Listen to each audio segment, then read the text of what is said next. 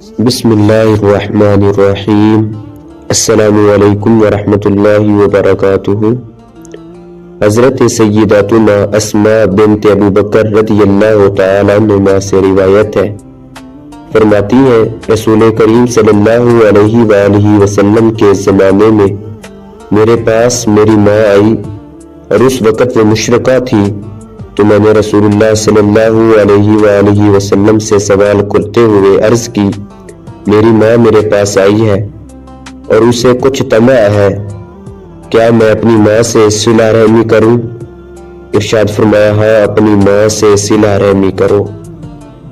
مذکورہ حدیث پاک سے پتہ چلا اگر کسی کی ماں یا کسی کا عزیز و اقارب مشرک ہو تب بھی اس انسان کو اس کے ساتھ صلہ رحمی کرنا ضروری ہے۔ مفسر شہیر محدث کبیر حکیم الامت مفتی احمد یار خان علیہ رحمۃ الحنان اس حدیث پاک کے تحت فرماتی ہیں، معلوم ہوا کہ کافر مشرک ماں باپ کی بھی خدمت اولاد پر لازم ہے۔ فقہا فرماتی ہیں کہ مشرک باپ کو بت خانے نہ لے کر جاؤ، مگر جب وہ وہاں پہنچ چکا ہو تو وہاں سے اس کو گھر لے آئے، کیونکہ باپ کو بت خانے لے جانے میں بت پرستی کرنے پر مدد ہے اور لے آنے میں خدمت ہے۔ دوسرے عزیز و قرابت دار بھی اگر مشرک و کافر ہو مگر محتاج ہو تو ان کی مالی خدمت کرے۔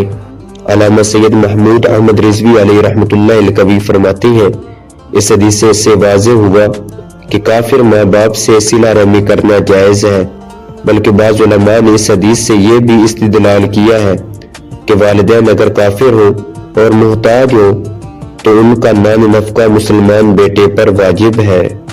حضرت عبداللہ بن زبیر رضی اللہ تعالی عنہ نے فرمایا کہ اسی موقع پر اللہ عز و جل نے یہ آیت نازل فرمائی، لا ینہاکم اللہ عن الذین لم یقاتلوکم فی الدین ولم یخرجوکم من دیارکم ان تبروہم وتقسطوا الیہم۔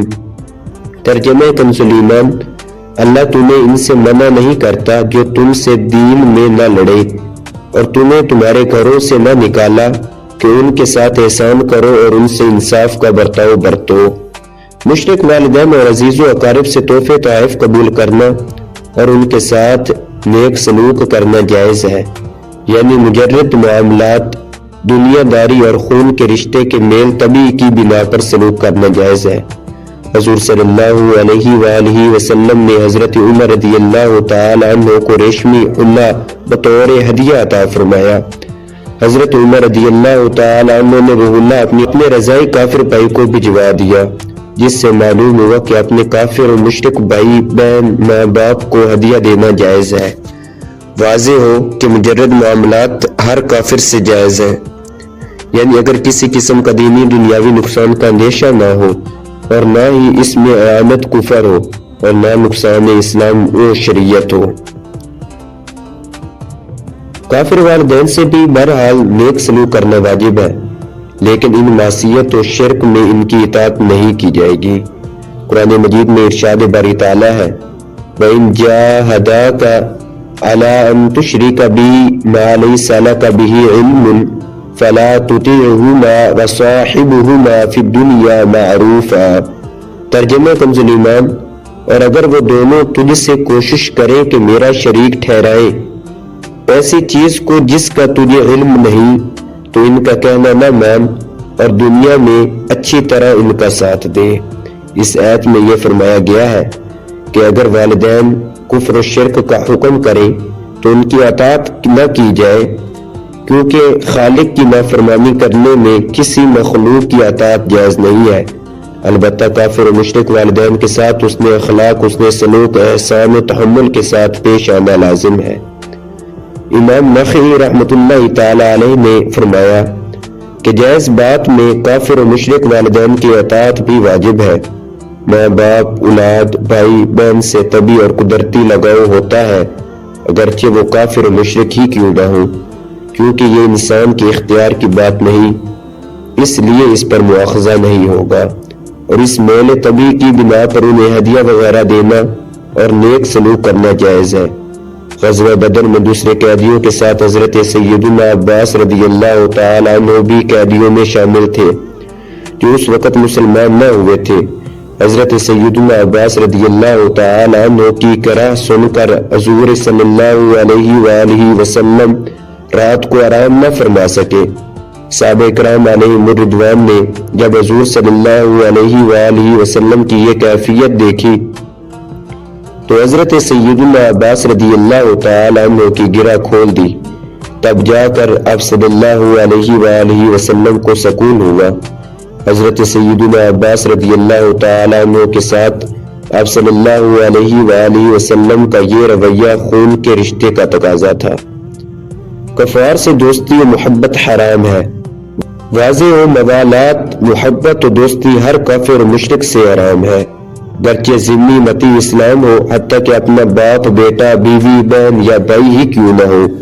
ارشاد باری تعالیٰ ہے لا تجد قوما یؤمنون باللہ والیوم الآخر یوادون من حاد اللہ ورسولہ ولو كانوا آباءهم او ابناءهم او اخوانهم۔ ترجمہ کنز الایمان، تم نہ پاؤ گے ان لوگوں کو جو یقین رکھتے اللہ اور پچھلے دن پر کہ دوستی کرے ان سے جنہوں نے اللہ اور اس کے رسول سے مخالفت کی، اگرچہ وہ ان عشیرتہم کہ باپ یا بیٹے یا بھائی یا کنبے والے ہوں۔ مطلب یہ کہ مومنین کی یہ شان نہیں کہ وہ اللہ اور رسول صلی اللہ علیہ وآلہ وسلم کی شان میں گستاخی کرنے والوں سے محبت رکھیں۔ صحابہ کرام علیہم الرضوان کا کردار اور ان کی سیرت اس آیت مبارکہ کی سچی تصویر تھی۔ چنانچہ حضرت سیدنا ابو عبیدہ بن جراح رضی اللہ تعالیٰ عنہ نے جنگ احد میں اپنے باپ جراح کو قتل کیا۔ مصعب بن عمیر رضی اللہ تعالیٰ عنہ نے اپنے بھائی عبداللہ بن عمیر کو قتل کیا۔ حضرت عمر رضی اللہ تعالیٰ عنہ نے اپنے ماموں عاص بن ہشام بن مغیرہ کو روز بدر قتل کیا، اور حضرت علی ابن ابی طالب رضی اللہ تعالیٰ عنہ اور حضرت حمزہ اور حضرت ابو عبیدہ رضی اللہ تعالیٰ عنہم نے ربیہ کے بیٹوں عتبہ اور شیبہ کو اور ولید بن عتبہ کو بدر میں قتل کیا جو ان کے رشتہ دار تھے۔ علامہ بدر الدین عینی علیہ رحمۃ اللہ الغنی فرماتے ہیں اس حدیث سے چند فوائد حاصل ہوئے۔ پہلا فائدہ یہ حاصل ہوا جس طرح مسلمان ماں سے صلہ رحمی کرنا جائز ہے، اسی طرح کافر ماں کے ساتھ بھی صلہ رحمی کرنا جائز ہے۔ یہ حدیث پاک ان علماء کی مستدل ہے کہ جو مسلمان بیٹے پر کافر ماں باپ کا نفقہ واجب کرتے ہیں۔ تیسرا فائدہ یہ حاصل ہوا کہ رشتہ داروں سے ملاقات کے لیے سفر کرنا جائز ہے۔ اس حدیث پاک میں حضرت سیداتنا اسماء رضی اللہ تعالیٰ عنہا کی فضیلت ہے کہ انہوں نے کافر ماں سے صلہ رحمی کرنے کے بارے میں غور و فکر کیا، اور یہی آپ کی شان عظیمی کے لائق تھا کہ آپ سیدنا صدیق اکبر رضی اللہ تعالیٰ عنہ کی بیٹی اور حضرت سیدنا زبیر بن عوام رضی اللہ تعالیٰ عنہ کی زوجہ ہیں۔ اس سے ہمیں 5 سبق ملتے ہیں۔ دین اسلام میں کافر والدین کے ساتھ بھی نیک سلوک کرنے کی تعلیم دی گئی ہے۔ دوسرا سبق یہ ملتا ہے کافر و مشرک ماں باپ سے ہدیہ قبول کرنا جائز ہے، نیز کفار سے ایسا لین دین جائز ہے جس سے دینی اور دنیاوی نقصان کا اندیشہ نہ ہو۔ تیسرا فائدہ یہ حاصل ہوتا ہے اس حدیث پاک سے کافر والدین اگر محتاج ہوں تو مسلمان بیٹے پر ان کی کفالت کرنا لازم ہے۔